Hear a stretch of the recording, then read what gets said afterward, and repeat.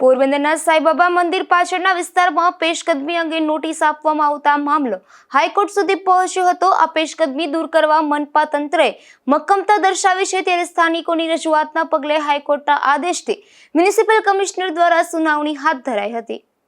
પોરબંદર મહાનગરપાલિકા બન્યા બાદ પેશકદમી દૂર કરવાની કાર્યવાહી શરૂ કરી છે।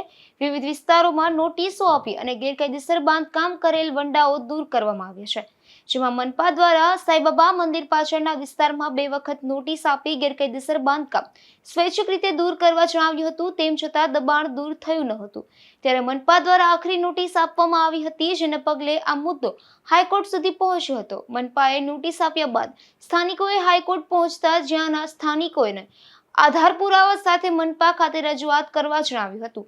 આથી 35 અરજદારોને સુનાવણી માટે મહાનગરપાલિકાએ બોલાવ્યા હતા અને મનપા ખાતે આવેલ સ્થાનિકોએ જણાવ્યું હતું કે વરસાદી પાણીના નિકાલ માટે અને નરસણ ટેકરી વિસ્તારમાં પાણી ભરાવાની સમસ્યામાંથી મુક્તિ મળે તે યોગ્ય છે અને સ્થાનિકો સહકાર આપે છે। પાણીના વહેર પણ આડે આવતા 4 જેટલા મકાન દૂર કરવા માટે આસામીઓ તૈયાર છે, પરંતુ અન્ય સ્થાનિકોના રહેણાંક પર બુલડોઝર ફેરવવામાં ન આવે તેવી રજૂઆત કરી છે।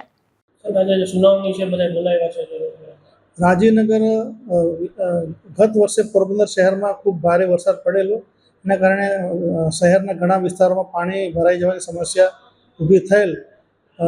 રાજીવનગરમાં પણ ગત વર્ષે ઘરમાં પાણી ભરાઈ જવાની સમસ્યા થયેલ। એ અનુસંધાને આપણે જે સ્ટોમ વોટરની સફાઈની કામગીરી ચાલુ કરેલ છે।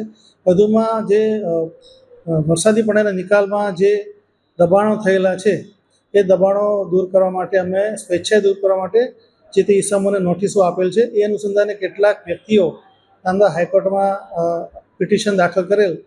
નામદાર હાઈકોર્ટે એમનું પિટિશનનો નિકાલ કરી અને સૂચના આપેલ છે કે એમને રજૂઆતો સાંભળવામાં આવે। એ અનુસંધાને અગાઉ એ લોકો લેખિત રજૂઆત આપી ગયેલા છે 17 એપ્રિલના રોજ। ત્યારબાદ આજે એમની સુનાવણી રાખેલી છે અને સુનાવણી રાખ્યા બાદ યોગ્ય તે નિકાલ કરવામાં આવનાર છે।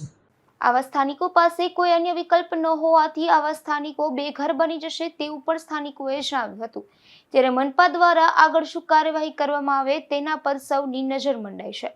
નિપુલ પોપટ સાથે અશોક થાનકી, ગુજરાત ન્યૂઝ, પોરબંદર।